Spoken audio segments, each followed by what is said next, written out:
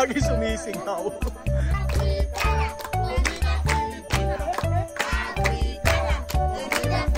Hi, sir. Si Kuya Rowel, ang inyo pong kaibigan dito sa Ecuador. Maganda nga po.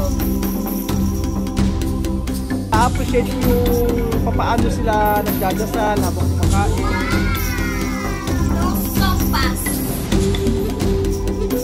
At ako ang inyong amigo dito sa Equatorial Guinea, Puerto Bata.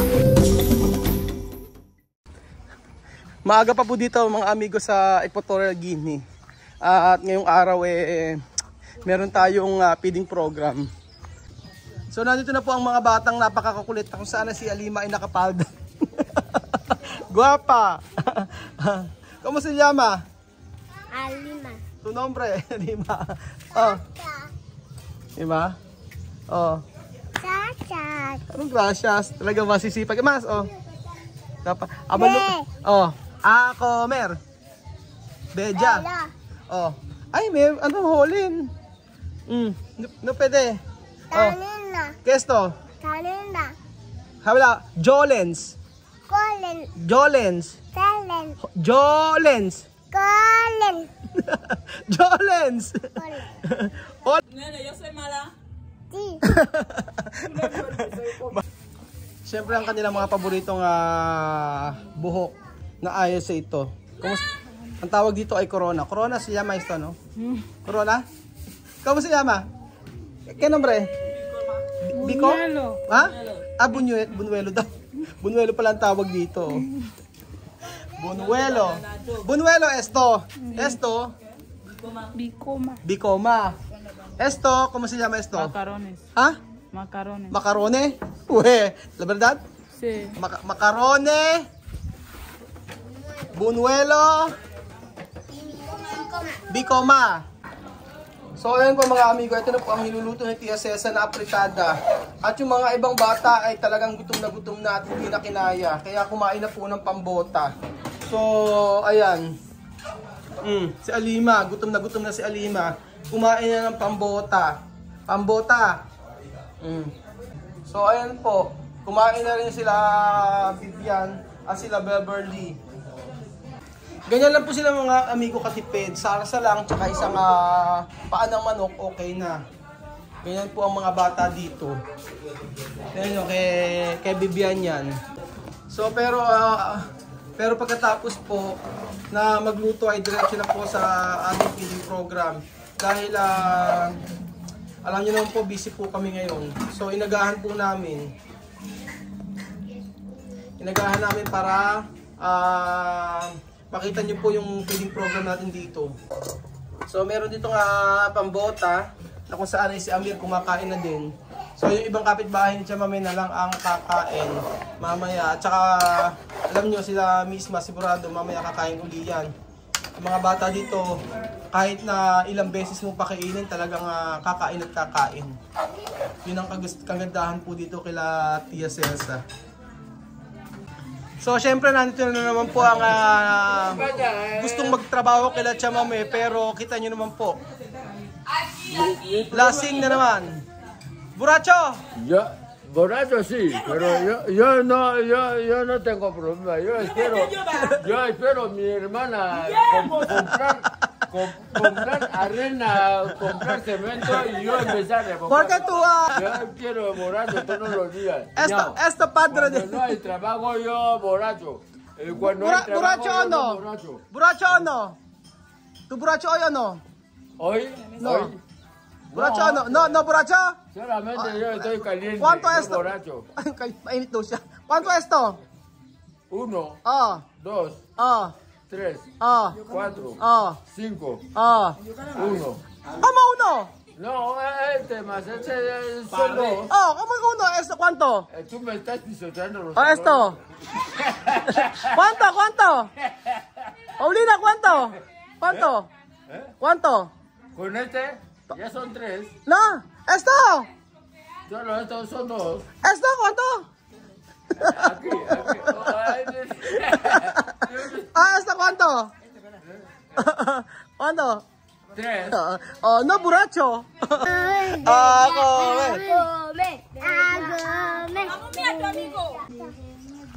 At ayun po mga amigo, pinaprepare na po yung pagkain para po sa ating feeding program. At yung mga bata ay naglalaro pa. So ayun po mga amigo, ako nagpabili pa po ng tinapay kay Misma. At pagsisimula na po yung ating feeding program. So, merong kanin po doon na niluto si Tia Celsa. Tapos po, ang nangyari po, itong si Lorena, pinakialaman po yung kanin. Ang ginawa po, lahat ng mga bata na mga kapatid niya at saka yung ibang mga bata na nandun sa may salas kanina habang nagpe-prepare si Tia Celsa ng na ititinda ni Elvis, pinagkakainan nila. So, yung ibang mga bata, nakakain na. Kaya yung mga ito, yung iba na lang ang papakainin natin sa feeding program. Kaso nga lang, tinapay. Sabi ni Tia Mame, okay lang daw. Basta, importante sa kanila naman kung tinapay, yuka, or kanin. Kahit ano po doon ay pwede naman.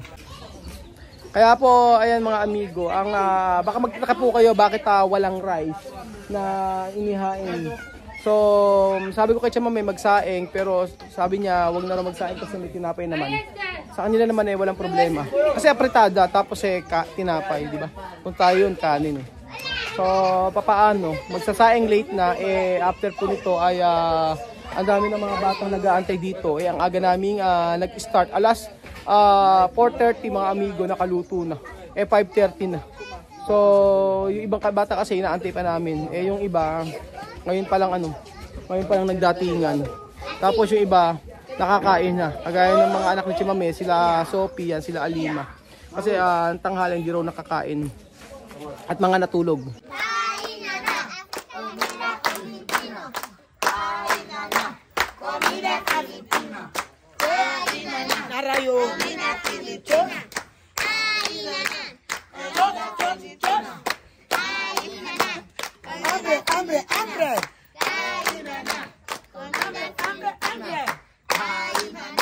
Comida africana. Comida filipina. Africana. Comida filipina. Africana. Comida filipina. Africana. Comida guineana. Africana. Comida filipina. Africana. Comida filipina. Salomón van a comer. Ano sa Salomón, no? ¿Qué es comida ahí? Abre comida. Comida. Yes. 9. 8. ¿Qué es ahí? 6, 5, ¿Cómo se llama? 4, 3, 2, 1. Abre. Abre.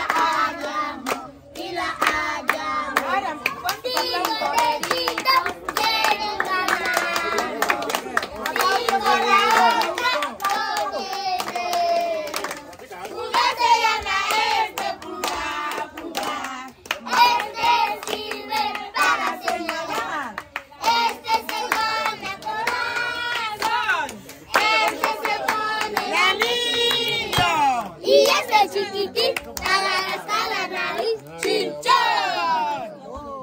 So ayan po mga amigo, kumain po tayo ng napakasarap na apritada. Napakabango po ng apritada na niluto ni Tia Celsa at ni Belgium. Ayan po mga amigo,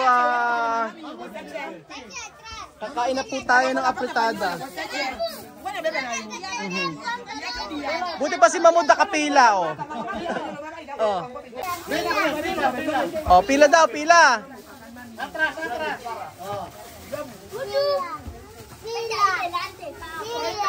Tinikman ko yung niluto nilang apritada, masarap.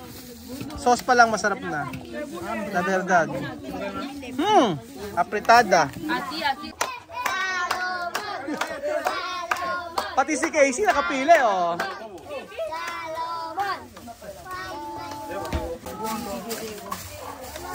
Pero okay naman siguro kahit na walang rice kasi meron patatas tsaka may carrots. So, I think tinapay okay na rin. Pero kasi sabi ko nga po sa ating mga Pilipino talaga, nako hindi ubra talaga yung ano lang. Hindi ubra ang tinapay lang. So siguro sa atin sa Pilipinas nagda-diet pag sinabing may tinapay, ganun po. Pero alam niyo po dito kasi nakasanayan nila na kung ang pagkain po ay halimbawa ang pagkain ngayong araw kumain po ng manok na may tinapay, bukas po yuka naman, sa susunod na araw ay rice. So kitang-kita naman po kasi sa nagtatabaan na po ang mga bata dito dahil sa feeding program. Ayan. Diba? Aha! Oh.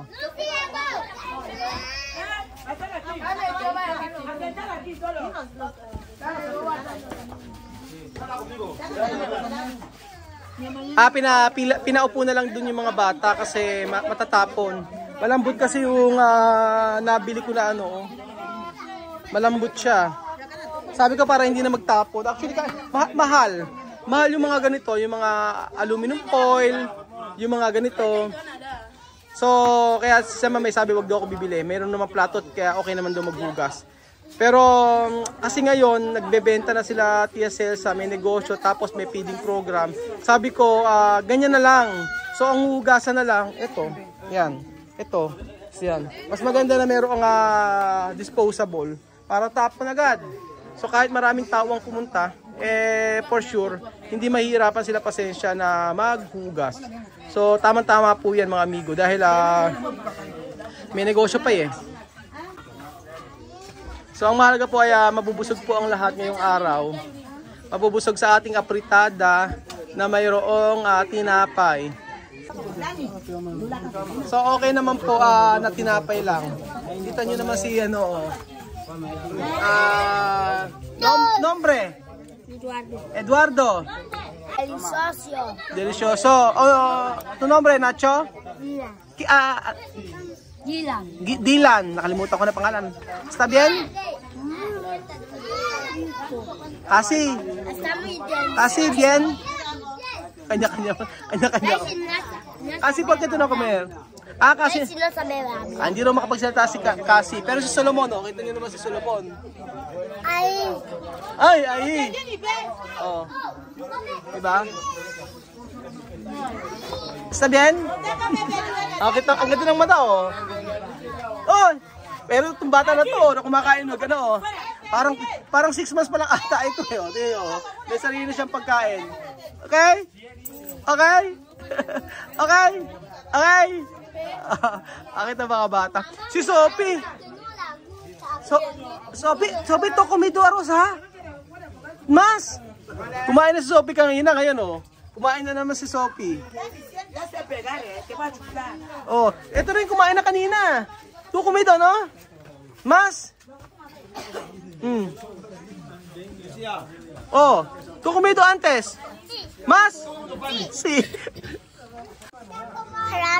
Oh, masarap daw, masarap. Sarap. Ayan, mga kapitbahay ni Tia Mame na ngayon ay nandito para kumuha po ng pagkain. Aray pa. Hey! Doon ako! Lagi sumisigaw. Pak na pak! Ang sarap! Afrikada! Pak na pak.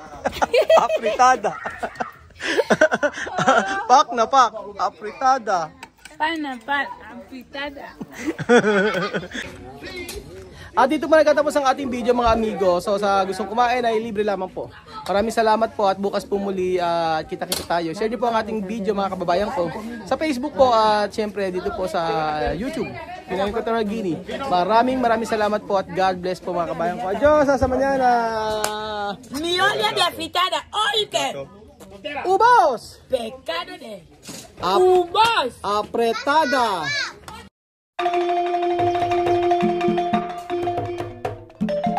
Na-appreciate ko yung paano sila nagdadasal.